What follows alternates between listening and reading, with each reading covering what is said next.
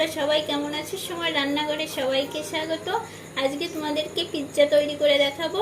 খুব সহজে কিভাবে বাড়িতে তৈরি করে খাওয়া যায় সেটাই তোমাদেরকে দেখাবো। দেখতে থাকো বন্ধুরা, দেখলে হয়তো ভালো লাগবে, আর ভালো লাগলে অবশ্যই সাবস্ক্রাইব করবে, লাইক করবে, শেয়ার করবে। তার জন্য এই যে দেখো, রসুন, টমেটো, কাঁচা লঙ্কা কেটে নেব।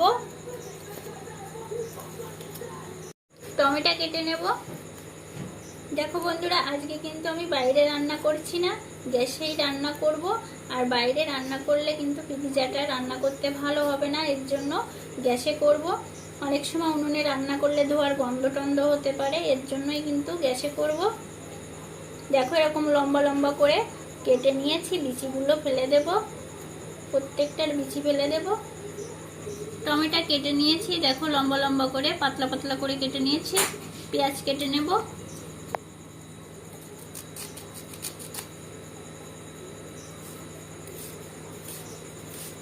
এই পিৎজাটা তোমরা 15 মিনিটের ভিতরে কিন্তু তৈরি করে খেতে পারবে। খুব সহজেই তোমাদেরকে তৈরি করে দেখাবো, ঝটপট তৈরি হয়ে যাবে, আর ছোট বড় সবাই খুব পছন্দ করবে। এই যে পেঁয়াজ এভাবে করে কেটে নিয়েছি, লঙ্কা গোল গোল করে কেটে নিয়েছি, রসুনের কোয়া ভালো করে ছোট ছোট করে পাতলা পাতলা করে কেটে নিয়েছি। দেখো এভাবে করে কেটে নিতে হবে। বন্ধুরা, তোমাদেরকে পিৎজা বানানোর জন্য উপকরণগুলো একটু দেখাবো। এখানে দুটো ডিম নিয়ে নিয়েছি, এখানে টমেটো কুচি, লঙ্কা কুচি, রসুন কুচি, পেঁয়াজ কুচি, আর এখানে জিরে ভেজে গুঁড়ো করে নিয়েছি, আর এখানে নিয়েছি মুড়ি। দেখো এখানে এই বাটি মেপে আমি 2 কাপ মুড়ি নিয়ে নিয়েছি। বন্ধুরা, আসলে এটা পিৎজা নয়, পিৎজার মতো করে তৈরি করব। এভাবেও তৈরি করলে কিন্তু খেতে খুবই ভালো হয়। তোমরা একবার প্লিজ বাড়িতে এভাবে তৈরি করে খেয়ে দেখবে। আর কিভাবে কি করছি সঙ্গে থেকে দেখতে থাকো, না দেখলে কিন্তু বুঝতে পারবে না কি করছি। সর্ষের তেল নিয়ে নিয়েছি, দিয়ে দেবো মুড়ির ভিতরে। সর্ষের তেল দিয়ে ভালো করে মেখে নেব মুড়ি। তোমরা হাত দিয়েও মাখতে পারো, আমি হাতা দিয়ে মেখে নিচ্ছি।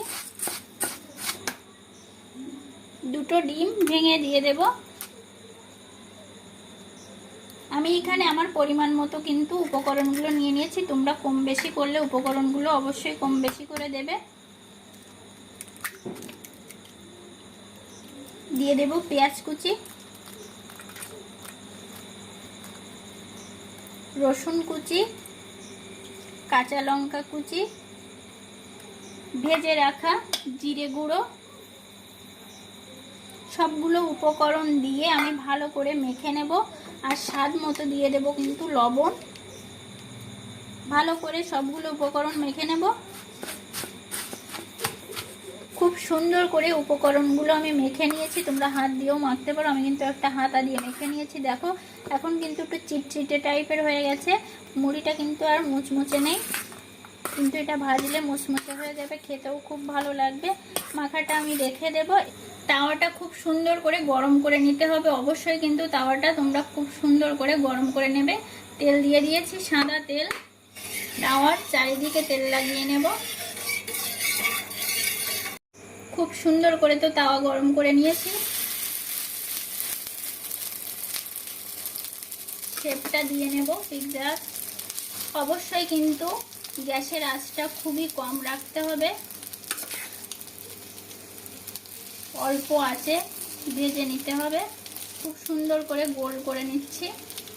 এই কাজটা খুব সাবধানে করতে হবে।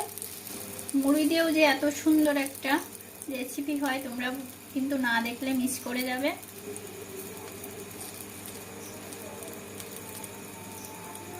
দেখো বন্ধুরা, খুব সুন্দর করে গোল করে নিয়েছি। টমেটোগুলো সাজিয়ে দিয়ে দেব, একটু চেপে চেপে দেবে।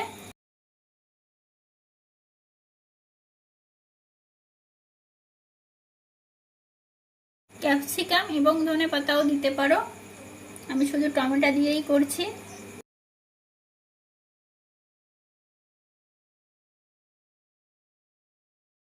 দেখো বন্ধুরা, দেখতে কতটা ভালো লাগছে, খেতেও খুব সুন্দর হয়। তোমরা একবার বাড়িতে এভাবে অবশ্যই তৈরি করে দেখবে।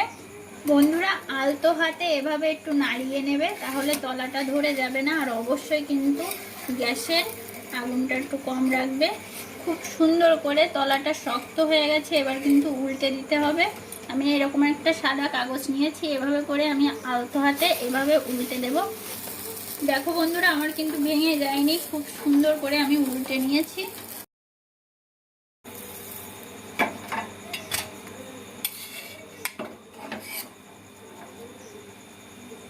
দেখো বন্ধুরা, আমার পিৎজাটা রেডি হয়ে গেছে। দেখতে কতটা ভালো লাগছে, খেতেও খুব সুন্দর হয়। আর এরপরে তোমাদেরকে কেটে দেখাবো, সস দিয়ে দেখাবো। একটা ছুরি নিয়ে নিয়েছি, কেটে নেব।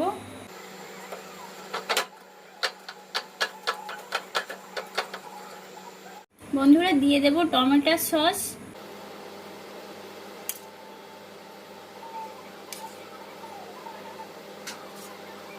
বন্ধুরা, তোমাদের একটু উঠিয়ে দেখাবো দেখতে কতটা ভালো হয়েছে। দেখো, দেখলে হয়তো বুঝতে পারছো ডিম আর মুড়ি দিয়ে কত সুন্দর পিৎজা করা যায়। তোমরা সবাই ভালো থাকবে, সুস্থ থাকবে, আমার রান্নাগুলো দেখতে থাকবে।